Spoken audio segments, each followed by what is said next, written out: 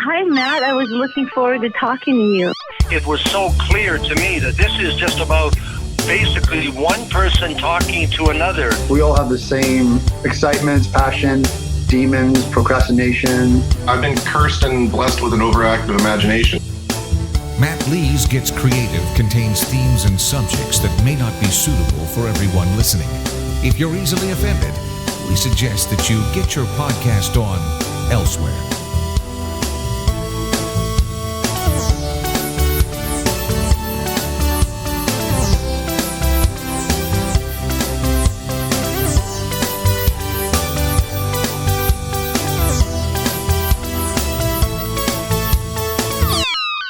Right here, right now, on MattLees Gets Creative.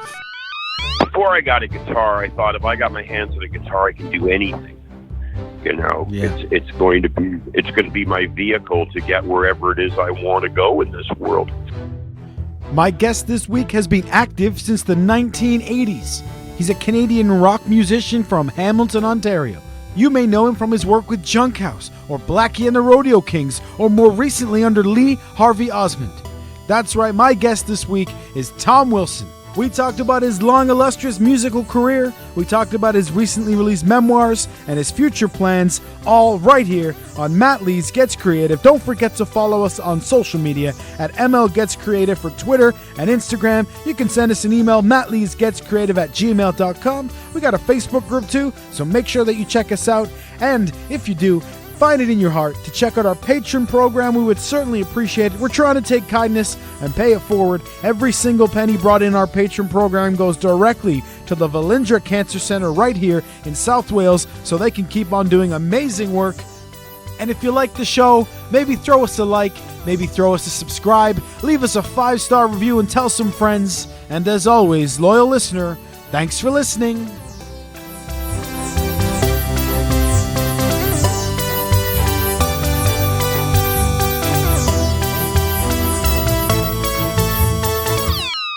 Yeah, you too. Where are you calling from? So South Wales, Cardiff in the UK. But I grew up as a teenager in Kitchener, so not far from you at all. Oh my God, yeah, just up the road. Yeah. I'll tell you what, a fucking cold road today, man.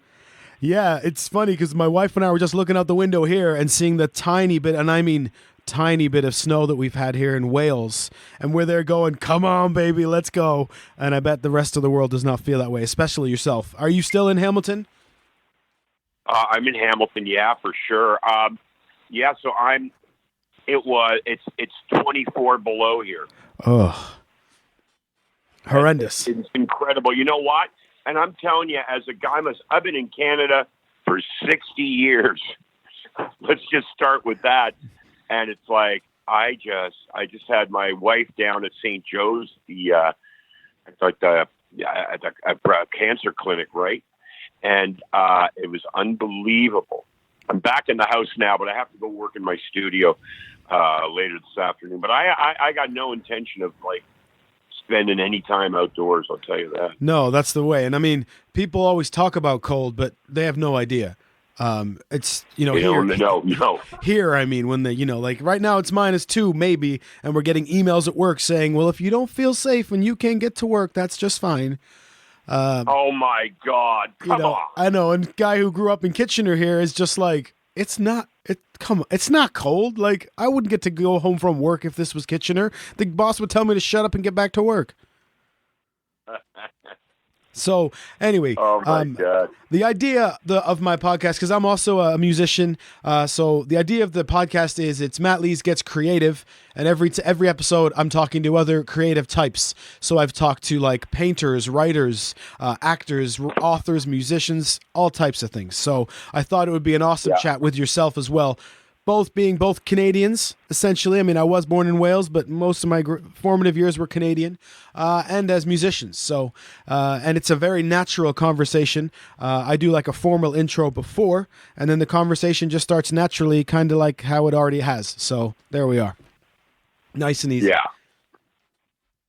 So my first starting point is always, where does it start for you?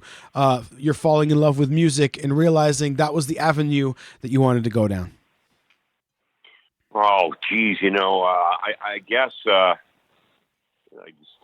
have to say that AM radio in Canada, I guess in North America in general, but AM radio in Canada, which was, I guess, I don't even know what AM radio stands for anymore. No, but it was radio that was you could hear Dean Martin singing "Little Old Wine Drinker Me," and then hear Iron Butterfly and the God of Davida, and then hear the Partridge Family doing "I Woke Up and Loved This Morning," and followed by Gordon Lightfoot, "If You Could Read My Mind." It was unprejudiced, with music with no boundaries. And I think that radio stations over here anyway take great pride in, the fact that they're groundbreaking, independent thinking radio stations. But what everybody forgets is that music is just music, and that Dean Martin and Iron Butterfly, the Partridge Family, and Gordon Lightfoot can all work together. You know what I mean? Yeah. You don't have to be exclusive, and you don't have to be. You don't have to shut people out because they don't have the right haircut or the right pants on. Yeah. So I grew up in that with that way of thinking, and as a result, I'd have to say that my writing. I'm just starting another book right now. My writing and my visual art and my music all lives by that rule, that there's no boundaries. And that as an artist, if I'm making myself happy, if I can find the same joy that I found listening to CKOC and Chum Radio in Hamilton, Ontario, making my own art, then I've achieved what it is that I want to be doing, Yeah. I mean, for myself, I still remember when I didn't even know music has genres, right? It was just music. I didn't think of that's rock and roll, that's blues, that's rap. I just liked music, There was I love the Blues Brothers, but there was a time where I thought the songs were great, but I thought that was just a movie, and then you get deep into the music and realize how amazing that's, a lot of those songs are by an amazing Canadian band, the Downchild Blues Band, But I mean, that's what it takes. I mean, and I mean really that your discovery of Sam and Dave and great blues artists through the Blues Brothers is exactly you must be that much younger than me that I found out about McKinley Morganfield and Muddy Waters and John Lee Hooker and Howlin' Wolf, through looking at the back of Rolling Stones album covers, right? Right. Yeah. Well, for me, it was that kind of Blues paved Brothers. the way. Yeah. Yeah. It paved the way. It opened the door to a whole other world of music that you wouldn't have known existed if it wasn't for the Blues Brothers, and I might have not known existed if it wasn't for Rolling Stones records and Buddy Holly records and some Beatles albums, and Van Morrison and them and the Animals. I mean, British R&B was really responsible, as I'm sure you and all your listeners know, but it was responsible for opening the doors to, Chess Records, what happened at Chess Records and Sun Records. And we, the world would have never been introduced to these great aging African-American blues artists had it not been for a bunch of skinny white, milk-faced arseholes like the Rolling Stones. Yeah, that's absolutely right. Because, those days there was no Spotify and YouTube, right? It was all word of mouth or people stealing the songs and playing them somewhere else in different styles, traveling around the world. Yeah. And it's just such a cool thing, especially when I started then playing music myself and noodling around with the guitar and things. And then you start realizing that the music is actually built and it's a structure and there's like a math to it. And that was a whole other world for me too. Do you remember when you first started playing and then you first started really getting the hang of it, as it were? Yeah, I think it was, funny. I talk about getting my first guitar, and that was really what opened up the world to me. When I got my hands on the guitar. Before I got a guitar, I thought if I got my hands on a guitar, I can do anything. Yeah. It's going to be my vehicle to get wherever it is I want to go in this world. And it's funny because I read a story from my book, Beautiful Scars. I did my first public reading. I don't read in public. In fact, I suffer from dyslexia, right? So I have a hard time. The only reading I've ever done was to my grandkids or to my kids years ago. But my first reading was at Massey Hall in Toronto for 2,800 people. And I was reading at the Canadian Songwriter Hall of Fame Awards. And I was inducting Neil Young into the Canadian Songwriters Hall of Fame. Wow. And I was reading from my book about Neil Young to Neil Young, who was sitting 7 rows away. And he was laughing his head off because I talk about stealing my first guitar from Waddington's Music in downtown Hamilton and not having the money to get it in a taxi or anything. So I had to take actually a city bus to get it back home. So, I mean, that was more than just the moment of getting my hands on that guitar. It was realizing that I had a burning passion inside of me to create something and to play music and to communicate with people. And it wasn't a stance, that I was making. It was something that I just had to do. And whether it be something that anybody else liked was of no consequence. And still I make records and record music, and I write music, and I write books, and I paint, and it's, if people like it or whether they don't like it, is of no consequence to me. I prefer that they liked it, by the way, but I mean, it's really, of course, yeah. It's not going to stop me from creating the next thing. Yeah, it's funny too, because there's a couple of themes that have inevitably come up during my podcast, talking to, like I said, so many different styles of artists. But there's a couple of themes. Another one you've already mentioned in passing, and we can maybe go back to that in a little bit. But talking about, I wanted to create, and I didn't really care what anybody else thought about that. That comes up so much in the really passionate people that I've spoken to in all realms of art. So I think that's one of those unique things, maybe one of those traits that you need.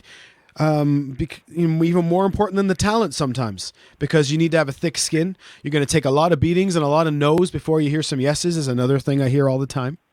For God's sake, you know what? And you're speaking volumes here right now, because really, we mistake, we live in a world where technique overrides ideas, right?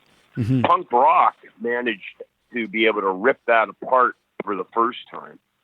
And it's also a world now that where we allow technology to trump, I hate using that word, by the way, but where we allow technology to trump intimacy. And I think as artists, we're all about ideas. We're all about communicating those ideas, and we're all about intimacy.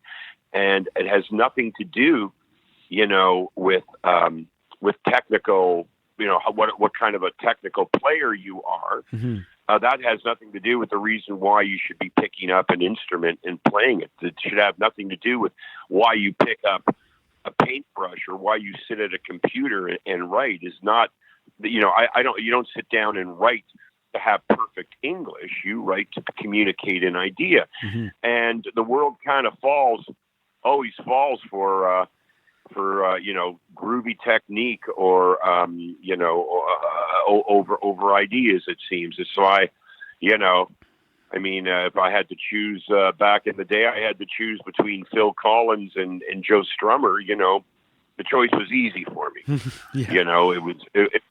It was easy to figure out who was throwing their heart and their soul down on the tracks for me that day, and it would always come up to be, the Joe Strummers and the Joey Ramones and other guys named Joe who had something interesting to do and say. Yeah, I think I should have probably changed my name to Joe a long time ago, I'm thinking. But me too.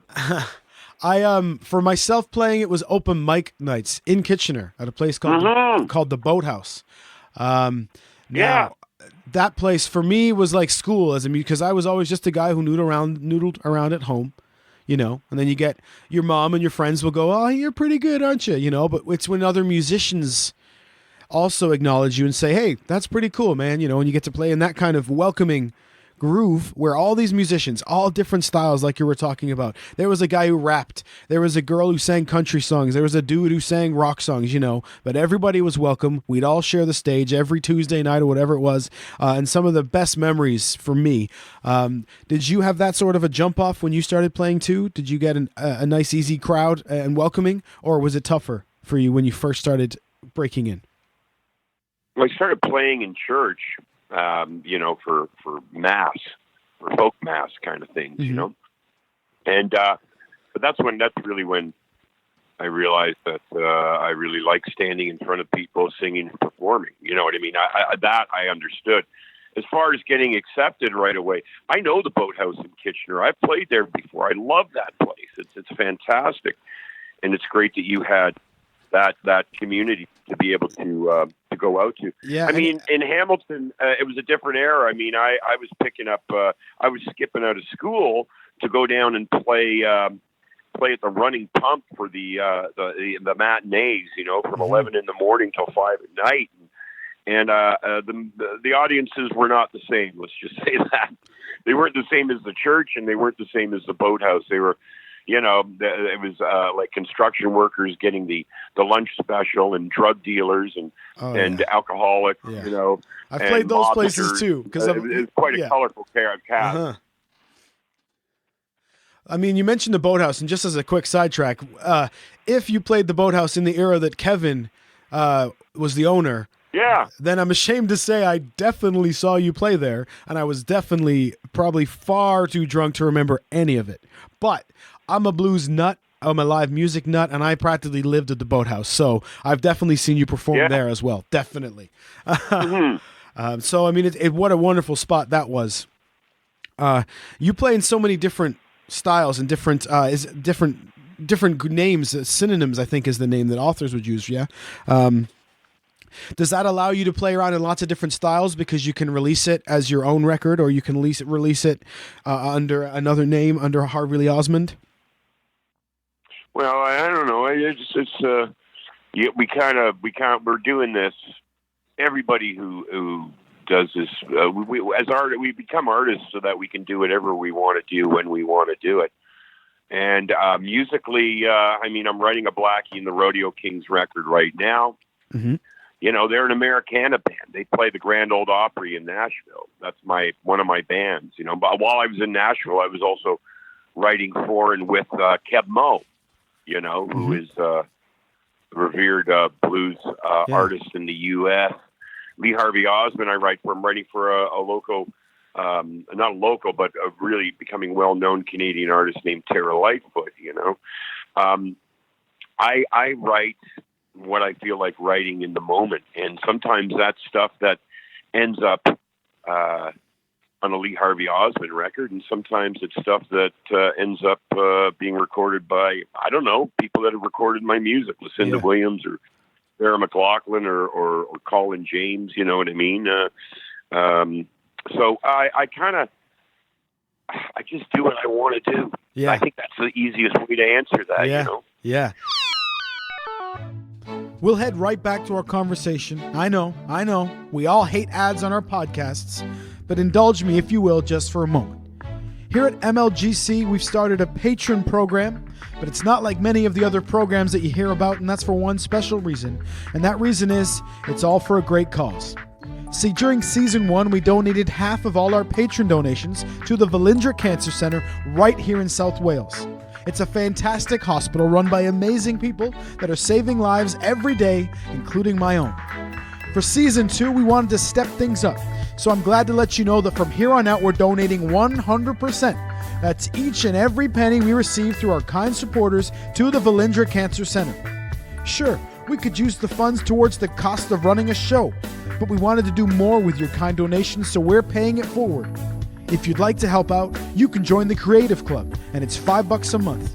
You'll get access to exclusive episodes, a chance to submit questions in advance for upcoming guests, and you'll have the knowledge that you're helping me help others.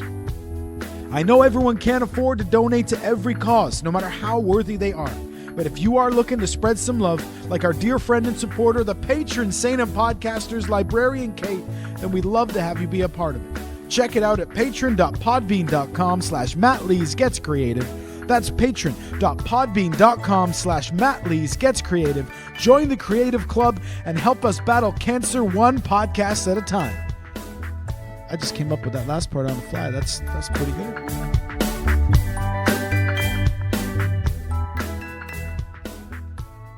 And mentioning Colin James, I saw him play at the Center in the Square in Kitchener. What a fantastic musician himself, and it's really cool to see that these are Canadian guys doing this. When I knew we were going to talk, I did a deep dive on lots of the music because I am, if nothing else, a professional, of course. And the record that I fell in love with was South, Blackie and the Rodeo Kings, of course, right, yeah. 2014. For me, you were mentioning before about the technology isn't necessarily a good thing. When I hear new music a lot on things, I say, just because you have the technical ability to make music doesn't mean you should. And that's because there's songs that just don't catch me, they don't draw me in. This album drew me in immediately. Within the first seconds of North, which is the first song, I was in for the entire album. So I highly recommend it. And it's just nice to hear bands that play their instruments. And I think for some people that sounds like a silly thing to say.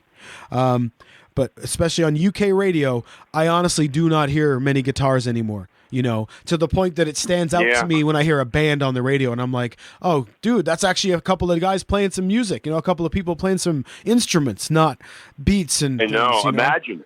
I imagine that. So that, as far as technology goes, though, Spotify, allows me to see your entire catalog. Play it legally, you know what I mean? There's lots of conspiracies about who gets as big a piece of the pie, but, it's not stealing anyone's music. It allows me to reach out and experience that music, kind of like maybe Blues Brothers did for me, because now you can deep dive on so many different genres. What do you listen to when you're just sitting around at home, if it's Spotify or putting on the records? What's your favorite stuff? And I know it can change all the time. That's a rather, well, it does change all the time because, when I talk about technology, I'm just saying that, often people lean towards technology rather than great ideas. Mm-hmm. As far as technology being the vehicle for music, way to go, What I'm listening to an old Cassandra Wilson record called New Moon Daughter. Also, there's a single that D'Angelo and Danielle Lanois, who's from Hamilton, Ontario, by the way, just made called Unshaken. The new Leon Bridges record, which I love, and an old Roberta Flack record called First Take, and a British guy named David Essex. I can't stop listening to an old hit that he had, I think his only hit, in North America anyways. David Essex did a song called Rock On, which is absolutely brilliant. If you don't know it, go back to it. Go dig it up. All it is bass guitar, is amazing bass guitar and strings. And the whole recording is it's an unbelievable recording. I haven't heard anything like it in years, and I just stumbled across it. So my listing really rolls in and out of present day to stuff that I forgot about from the 60s and 70s. Yeah. Now, did you ever in your time play the Kitchener Blues Festival? Yeah, in fact, the Kitchener Blues Festival, one year they called me up. I'd never heard of the Kitchener Blues Festival, and they said, we want to have you at the Kitchener Blues Festival. We want to have Lee Harvey Osmond there. We also want to have Blackie and the Rodeo Kings there. We also want to have Junkhouse there. And I thought, wow, finally somebody figured out that they want to do everything that I do. So I did it. I did 3 days in a row. The first day I did Lee Harvey Osmond. And then the second day on a giant stage, I did my old band with Junkhouse. And then in I guess Victoria Park. Is it Victoria Park there? Yeah. Yep. In Kitchener. Yeah. I did a giant tent there with Blackie and the Rodeo Kings. So, I love that festival, and whoever's running that, and I forget who it is, but they do have the integrity to be able to skip over genres and still keep it pretty close to the blues format, I find. Yeah, and for listeners around the world that wouldn't know because they're not from there, they essentially shut down downtown Kitchener. They put up 2, 3, 4 stages, and they just put on blues shows. And it's unbelievable, you know, especially for someone like me who was falling in love with blues at that time. It was just everywhere. Unbelievable, you know, so a really cool experience. I've done a lot in Hamilton. I think the name of the place was Boomers. It was one of those, the floor is sticky, don't eat the food kind of places. But we used to do professional wrestling shows there. On like a Sunday afternoon and stuff like that. So it's kind of, we're from very similar areas, I guess, in that aspect. I always ask when I talk to musicians, especially who've been playing a long time, what's changed the most about everything? Like, is it mainly technology that's changed, or has the writing process changed? Has the recording process changed a lot? Has touring changed a lot? Anything like that? Well, how's this? We're all like frogs in a saucepan, right? You know, the thing about you throw a frog into a saucepan of boiling water, it'll jump out. But if you put a frog in a saucepan full of lukewarm water and heat it up to boiling, it'll just sit there. Yeah. So, as artists, I think we're all just in a saucepan and somebody's turning up the heat on us, but we refuse to leave. Yeah. It's another mentality, I think, that especially musicians, but all artists need, especially if it's gonna be their life and their career, you know, is that they have to have that just resiliency to just keep on pushing on and keeping on, you know, because a lot of people do give up, you know, because it isn't easy, you know. I think a lot of people think that kind of life must be easy, but I'm sure it's full of so many challenges that people wouldn't even be able to really think of, would they, unless they live that life. No, it's true. Like, for example, it's true. And I mean, that all goes with that burning desire to wake up every day and create something that wasn't there in the world and try to make the world a better place. And part of that process is going out and playing the music or recording the music. And all those things are, however it is, you have to get it done. I don't care how I get it done, as long as I get it done. So, you know, I did a show, I played the Horseshoe in Toronto on Saturday, and I'm playing Market Hall for 1,000 people in Peterborough, and then I'm playing. You know, I mean, it doesn't matter where you're playing, or the Boathouse. You could play in the Boathouse, or you could be playing Massey Hall. You're still doing the right thing. Yeah, it's really cool, and it's awesome again that you're just making music. You know, you're picking up a band, you're picking up guitars, and you're just playing music, and you're still playing all over. It's really awesome, I think. What's your favorite part? Do you like recording the most? Do you like playing in front of people the most? I like the writing. Yeah. I like the writing. I mean, like I say, I'm starting my second book for Random House, and that's a bit of a personal. That's like performing for yourself, you know. Mm-hmm. So I'm enjoying that. I've had the it's kind of a luxury, but I've had the experience of being in front of audiences for the last year at literary festivals, mm-hmm. reading and speaking and communicating with people just through the spoken and written word. And I found the challenges fantastic, and I also found the response amazing. And it's incredible when you're just reading passages from your book and it's resonating with 500 people in a small amphitheater. You know, mm-hmm. It's that for me is very interesting. Also, it's interesting going out and promoting a book because I actually sell more books than I sell records. So, I mean, that's an interesting turn of events for me too. Yeah, I mean, I guess you wouldn't have thunk it, as they would say, that it would be more books than records. But how different is the experience of, because as somebody who's sung with a guitar in front of people, how much different is it just speaking in front of people without the guitar? At first, especially, did you find yourself like sort of waking up a split second and being like, I don't have a guitar, I'm just talking in front of people? Was it totally different? It was kind of totally different, but it was, like I say, it was a challenge that I was up for, mm-hmm. for one thing. It was a challenge also that I didn't notice, once I got going, I didn't really notice, that I didn't have a guitar on.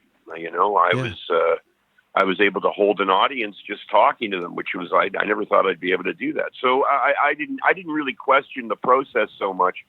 I was just happy that it was working out and that people weren't throwing shit at me, Yeah, because, I guess you've had gigs like that too, because we've all had those nights too where you think, this crowd might hurt me.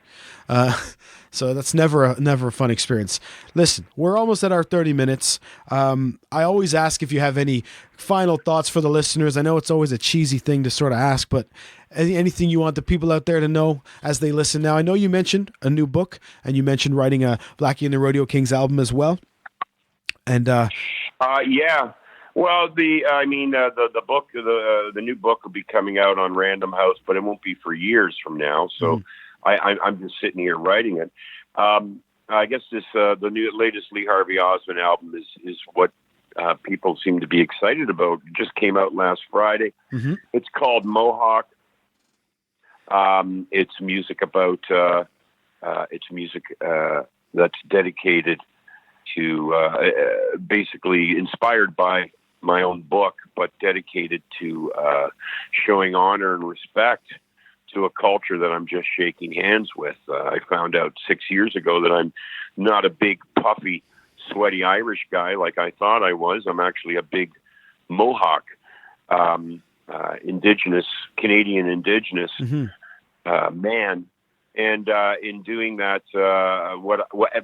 what I'm doing with this record, what I've done with this record, and what's being communicated with this record is that over the course of discovering my identity, my intention in my writing and my music and my art is to reduce the gap between the Indigenous culture here in North America and the colonists, to make a more patient, loving community. And I know over in England it's not an issue, but here in Canada, of course, the issue is that the Indigenous population has been reduced and culturally have the cultural genocide and murder committed here. And it's time for us to cleanse ourselves of those things and start acknowledging one another in a loving way. And it can't just be pointing fingers at one another.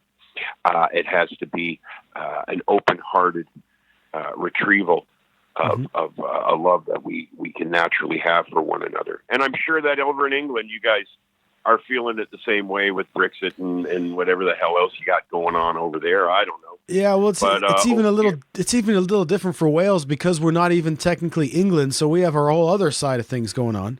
But yeah, Brexit's it's horrendous when you hear people talk about the reasons they're behind it. And I don't ever like getting political at all. Never. It's never my thing. But it's never nice reasons that I hear people talking about why they're okay with Brexit. And that's as far as I really want to go on that. I'm sure I don't really need to say more. I'm sure you know exactly what I mean. You don't need to go off any further. Hey, it's funny. I play a festival close to Wales in Shrewsbury. So, right. I'm not far. I might not be far from you this summer. Well, we'll look into that because the wife and I just bought a new car, which we can now rely on, which is a wonderful experience.